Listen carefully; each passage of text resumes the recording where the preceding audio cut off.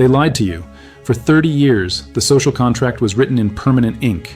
Go to university, get the degree, learn to code, or learn to write, or learn to manage a spreadsheet. They told you that if you worked with your brain, you were safe. They told you that the robots were coming, yes, but they were coming for the truck drivers. They were coming for the factory workers. They were coming for the low-skill labor. They were wrong. It is December 2025, and we are witnessing the silent, brutal extinction of the American white-collar middle class. It isn't happening with a dramatic stock market crash. It isn't happening with a single headline. It is happening in the quiet corners of HR departments. It is happening in the hiring freezes that never seem to thaw. It is happening in the ghost jobs that are posted but never filled. You are looking around and noticing that your marketing department used to have 20 people, and now it has 3 people and an AI agent. You are noticing that the entry-level coding job, the one that used to pay $80,000 right out of college, doesn't exist anymore. You are noticing that a junior lawyer billing $300 an hour is being outperformed by a piece of software that costs 3 cents a minute. We are entering the era of the AI barbell. The global economy is splitting into 2 distinct, disconnected groups. At the bottom, you have the people who do the physical work that robots are still too expensive to replicate. The plumbers, the electricians, the nurses, the real-world economy. At the very top, you have the architects, the people who command the machines, and in the middle, the vast, comfortable middle class of knowledge workers, the email class. They are falling into an abyss. If you sit at a computer for a living, and your primary output is text, code, or data organization, you are currently standing in the blast zone. The 2026 economy will not be kind to average cognitive labor. In fact, it will value it at 0. But this is not a doom video. This is a survival guide. Because while the middle-class job is dying, a new class of worker is rising from the ashes. A class that doesn't do the work, but architects it. A class that leverages this technology to generate wealth that was impossible just 2 years ago. We are going to dissect the economics of the white-collar purge. We are going to explain why the corporate ladder has been kicked away, why the junior role is dead forever, and exactly, step by step, how you can position yourself to be the master of the machine rather than its victim. To understand the economic carnage we are seeing in late 2025, you have to understand the destruction of a centuries-old economic model, the apprenticeship. For 100 years, the corporate deal was simple. You graduate from school. You know the theory, but you don't know the practice. You are, economically speaking, useless, but a company hires you anyway. They hire you as a junior. They pay you a mediocre salary. They tolerate your mistakes. They let senior employees spend hours training you. Why? Because they are making an investment. They are betting that in 5 years you will become a senior, a productive, profitable asset. That deal is dead. AI killed it. In 2025, an AI model, whether it's GPT-5, Claude, or a specialized internal model, can do the work of a junior employee instantly. It can write the first draft of the email. It can code the basic function. It can summarize the meeting notes. It does this 24 hours a day, 7 days a week, without complaining, without health insurance, and for a fraction of a penny. So, look at it from the perspective of the CFO. Why would you hire a 22-year-old graduate, pay them $60,000 and spend 2 years training them? When you can buy a software subscription for $200 a month that does the job better, you wouldn't. And that is exactly what is happening. This has created what economists are calling the hollowed-out corporation. Companies are no longer pyramids, they are diamonds. They have a few executives at the top, they have a layer of senior experts in the middle, and they have AI at the bottom. The base of the pyramid, the entry-level roles that sustained the middle class for generations, has evaporated. We have an entire generation of graduates, computer science, English, marketing, law, who are graduating into a void. They did everything right. They studied hard. They got the grades. But they are trying to sell a commodity, basic intelligence, in a market that has just been flooded with free supply. This is a structural disaster for the economy. If you can't get the first job, you can't get the experience to get the second job. If no one hires juniors today, where do the seniors come from in 2030? The corporate world is burning its own furniture to keep the house warm. They are boosting profits today by cutting the talent pipeline of tomorrow. But for you, the individual, the macroeconomics don't matter as much as your monthly rent. The reality you face is this: the safe middle is gone.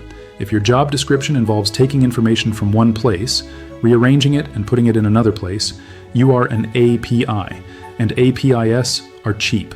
The middle class was built on the idea that average cognitive labor was valuable. But in the age of artificial intelligence, average is abundant. And in economics, when abundance goes up, price goes down. The market value of your mediocrity is zero. So if the middle is dead, where is the life? We are seeing a bifurcation, a splitting of the economy into two safe zones. Safe Zone 1, the physical world. Ironically, the people who were told they would be replaced by robots are currently the safest people in the economy. Moravec's paradox has proven true. High-level reasoning is easy for computers, but low-level physical manipulation is incredibly hard. ChatGPT can pass the bar exam, but a robot still struggles to fold laundry or fix a leaky pipe in a cramped basement. The blue collar is becoming the gold collar. Electricians, specialized welders, nurses, HVAC technicians, their wages are rising faster than software engineers. Why? Because their work is anchored in physical reality. You cannot debug a toilet over Zoom. You cannot use an LLM to wire a house. Scarcity creates value. And as fewer people went into trades and AI cannot perform them, these jobs have become the bedrock of the new economy. Safe Zone 2, the high-trust strategist. At the other end of the spectrum, we have the roles that require deep human accountability. A CEO, a litigator in a courtroom, a high-stakes sales negotiator, a therapist. These roles survive not because AI can't do the work, but because we don't want AI to do the work. You don't want a robot to deliver a cancer diagnosis. You want a human. You don't want an algorithm to negotiate a peace treaty. You want a diplomat. The value here is not intelligence. The value is liability.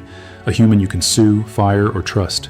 But everything in between, the mushy middle, the junior analyst, the copywriter, the mid-level manager whose job is to coordinate, the coder who writes boilerplate JavaScript, this is the kill zone. This is where the carnage of 2025 is concentrated. These jobs are cognitive commodities. If your output is a digital file, a Word doc, a PDF, a block of code, you are competing against a machine that operates at the speed of light. This is why we see the paradox of the 2025 economy. The stock market is at all-time highs. Corporate profits are exploding, but the white-collar recession feels like a depression. Capital, the companies, has figured out how to detach itself from labor, the people. They used to need you to make money. Now they just need compute.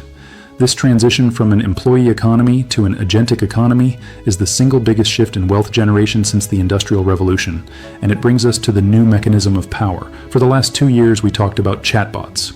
We treated AI like a smart encyclopedia. You ask a question, it gives an answer. That was 2023. That was the toy phase. In late 2025, we have graduated to agents.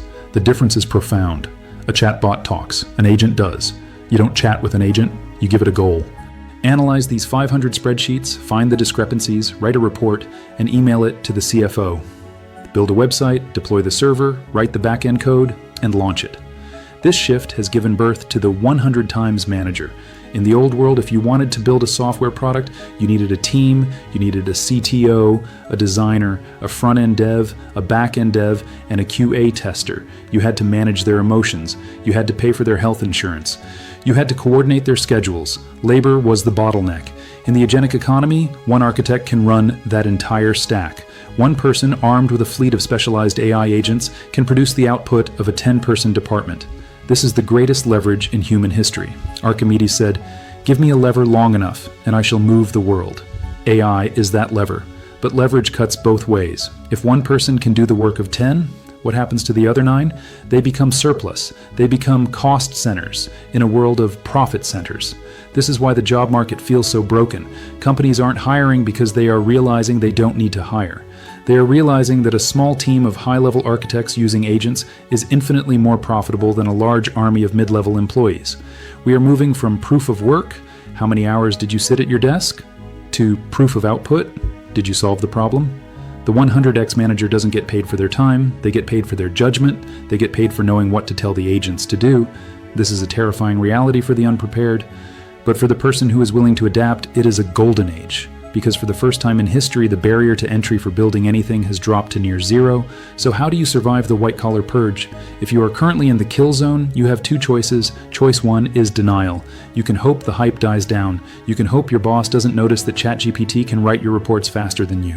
You can cling to your job description from 2019. I promise you, this path ends in obsolescence. It ends with a severance package and a long period of unemployment. Choice two is adaptation. You must become a Centaur. In the world of chess, a Centaur is a human player paired with an AI computer. Data shows that a Centaur team consistently beats a pure AI engine and destroys a pure human grandmaster. The human provides the intuition, the strategy, and the why. The AI provides the calculation, the execution, and the how. Here is your roadmap for 2026. Step 1. Stop doing and start directing. If you are a writer, stop trying to write more words. Start becoming an editor-in-chief. Your value is no longer your ability to type, it is your taste. Can you tell the difference between good and great? Can you guide the AI to produce great? If you are a coder, stop obsessing over syntax. Start obsessing over system architecture. The AI lays the bricks, you must design the cathedral. Step 2, learn the meta skills. The hard skills of 2020, Java, Excel, CO writing, are depreciating assets. The meta skills of 2026 are appreciating assets. Prompt engineering, the ability to communicate intent to a machine. Systems thinking, understanding how parts connect to a whole. Auditing, the ability to look at AI output and verify its truth. Empathy, the ability to understand human needs in a way a machine cannot. Step 3, build your own elevator. The corporate ladder is broken. Stop trying to climb it. Use these tools to build your own assets. Never before has it been cheaper to start a business, build a brand, or launch a product. You have a staff of 1,000 geniuses in your pocket for $20 a month. Use them. Don't wait for a company to give you a title. Give yourself a mission. The divide in 2026 is no longer between the haves and the have-nots. It is between the leveraged and the unleveraged. Those who use AI to amplify their humanity will inherit the earth. Those who fight it will be made obsolete by it. The Industrial Revolution replaced our muscles. We panicked, we rioted, and then we adapted. We moved from the fields to the factories. The AI revolution is replacing our cognitive routine. This is scary. It is displacing millions. It is destroying the social contract of the 20th century. But we are not horses. We are adaptable. The job is dead. Long live the work. You are standing at a fork in the road. One path leads to irrelevance, clinging to a past that is already gone.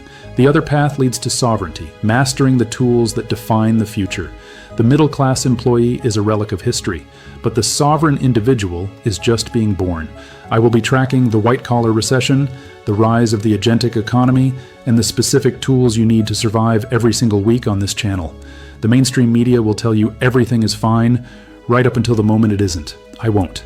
If you want the roadmap to survive the transition from the old economy to the new, you need to be in this room.